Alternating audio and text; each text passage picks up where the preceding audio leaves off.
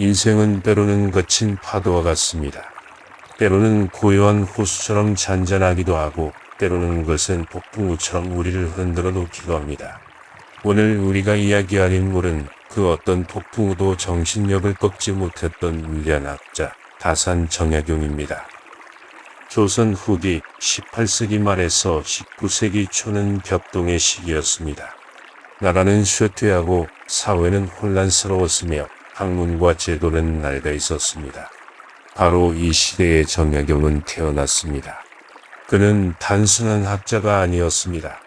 그는 시대를 꿰뚫어보는 해안을 가진 사상가이자 개혁가였습니다. 어린 정약용은 총명했습니다. 그의 지적 욕구는 남다른 것이었죠. 그는 어릴 때부터 학문에 대한 깊은 열정을 지니고 있었고 끊임없이 배우고 연구하는 삶을 살았습니다. 하지만 그의 삶은 결코 순탄하지 않았습니다. 정약용의 인생에서 가장 큰 시련은 18년간의 긴 유배 생활이었습니다. 신유사옥이라는 정치적 박해로 인해 그는 작은 성 강진에 유배되었습니다. 보통의 사람이라면 절망했을 이 상황에서 그는 오히려 학문에 더욱 몰두했습니다. 출발선은 내가 정할 수 없지만 도착점은 내가 정할 수 있다. 이 말은 그의 삶 전체를 관통하는 철학입니다. 그는 유배라는 불행한 상황을 오히려 학문과 성찰의 기회로 삼았습니다. 정약용의 개인적 삶 또한 고난으로 가득 차 있었습니다. 9명의 자녀 중 6명을 먼저 보내야 하는 아픔을 겪었습니다. 이는 누구에게나 견디기 힘든 고통일 것입니다. 하지만 그는 이 고통 속에서도 좌절하지 않았습니다. 유배 기간 동안 그는 놀라운 양의 저술 활동을 펼쳤습니다. 500여 권에 달하는 방대한 저서를 남겼습니다. 농업, 과학, 철학, 윤리학 등 거의 모든 분야에 걸쳐 뛰어난 통찰을 남겼습니다. 정약용에게 인간은 단순히 주어진 운명에 순응하는 존재가 아니었습니다. 그는 인간이 스스로를 만들어가는 존재라고 믿었습니다. 인간을 만드는 것은 태어나면서 얻는 기질이 아니라 살아가면서 만들어가는 태도다. 이 말은 그의 인간관을 완벽하게 보여줍니다. 우리는 태어날 때부터 정해진 존재가 아니라 매 순간 우리의 선택과 태도로 스스로를 만들어가는 존재인 것입니다. 정약용은 단순한 학자가 아니었습니다. 그는 끊임없이 현실을 변화시키고자 노력했던 혁신가였습니다.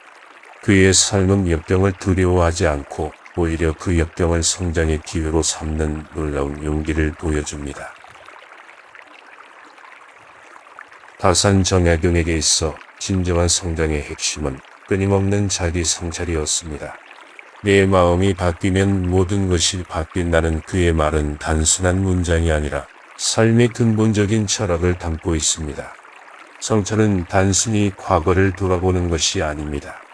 그것은 현재의 나를 객관적으로 바라보고 스스로를 끊임없이 성장시키는 과정입니다. 다산은 말했습니다. 사람이 방에 홀로 앉아서 자신이 했던 일을 묵묵히 되짚어보면 양심이 드러난다.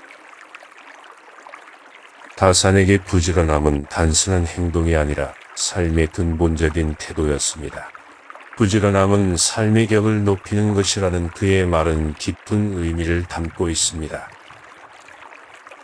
어떤 이가 뭉툭한 것을 어떻게 부를 수 있습니까? 라고 묻자 그는 단 한마디로 대답했습니다. 부지런하라. 부지런함은 단순히 빨리 움직이는 것이 아닙니다. 그것은 목표를 향해 꾸준히 끈질기게 나아가는 정신입니다. 작은 일도 소홀히 하지 않고 보이지 않는 곳에서도 성실하게 노력하는 자세를 의미합니다. 다산은 인간됨에 대해 깊이 고민했습니다. 인간을 만드는 것은 태어나면서 얻는 기질이 아니라 살아가면서 만들어가는 태도다. 우리는 태어날 때부터 정해진 틀에 갇혀 있지 않습니다. 매일, 매 순간 우리의 선택과 태도로 우리 자신을 만들어갑니다. 진정한 인간됨은 타고난 재능이 아니라 끊임없는 노력과 성찰에서 비롯됩니다. 다산에게 역경은 두려워해야 할 대상이 아니라 성장의 기회였습니다. 기적은 힘차게 내디딘 첫걸음에서 시작되고 포기하고 싶은 순간에 내디딘 마지막 걸음에서 완성된다. 이는 단순한 격려의 말이 아닙니다. 인생의 가장 중요한 순간은 가장 어려운 순간, 포기하고 싶을 때 한 걸음을 더 내딛는 순간입니다. 다사는 지식이 곧바로 실천으로 이어져야 한다고 믿었습니다. 아는 자는 반드시 실천하며 실천하고 있다면 이미 알고 있는 것이다. 진정한 알은 머리로만 이해하는 것이 아니라 몸과 마음으로 실천할 때 비로소 완성됩니다. 그는 학문이 현실과 괴리되지 않고 삶과 밀접하게 연결되어야 한다고 강조했습니다. 다사는 감정을 억압하는 것이 아니라 올바르게 다스리는 것을 중요하게 여겼습니다. 인간에게 쓸모없는 감정은 없다. 단지 다스리지 못하는 감정이 있을 뿐이다. 감정은 우리의 약점이 아니라 인간성을 구성하는 중요한 요소입니다.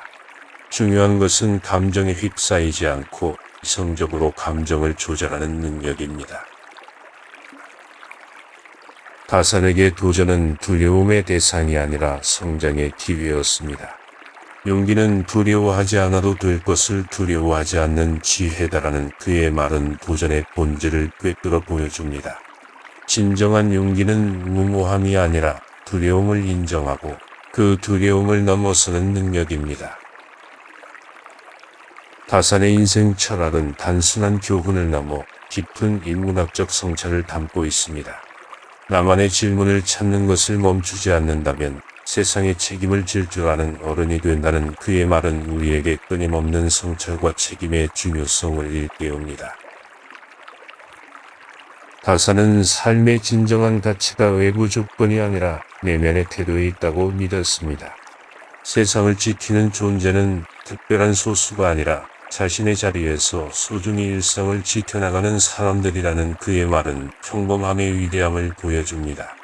진정한 영웅은 드라마틱한 행동을 하는 사람이 아니라 작은 일을 소홀히 하지 않고 자신의 자리에서 묵묵히 최선을 다하는 사람입니다. 다산에게 성장은 끝없는 여정이었습니다. 공부하며 쌓은 지식은 점점 희미해지지만 공부에 나갔던 자세만큼은 머리가 아닌 몸에 새겨진다. 진정한 배움은 단순히 지식을 축적하는 것이 아니라 그 과정에서 우리의 태도와 자세를 바꾸는 것입니다. 지식은 잊혀질 수 있지만 학문에 임하는 자세는 우리의 존재 전체에 각인됩니다. 다사는 삶의 깊은 철학을 다음과 같이 표현했습니다. 탁월함이란 완성이 아니라 완성을 향해 나아가는 것이다. 완벽함을 추구하는 것이 아니라 끊임없이 성장하고 노력하는 과정 자체가 중요합니다. 우리의 삶은 목적지가 아니라 여정입니다. 삶의 가장 큰 걸림돌은 결국 나 자신이었다. 내 마음이 바뀌면 모든 것이 바뀐다. 가장 큰 혁명은 외부가 아니라 내면에서 일어납니다. 우리를 제한하는 것은 외부 환경이 아니라 우리 자신의 생각과 믿음입니다.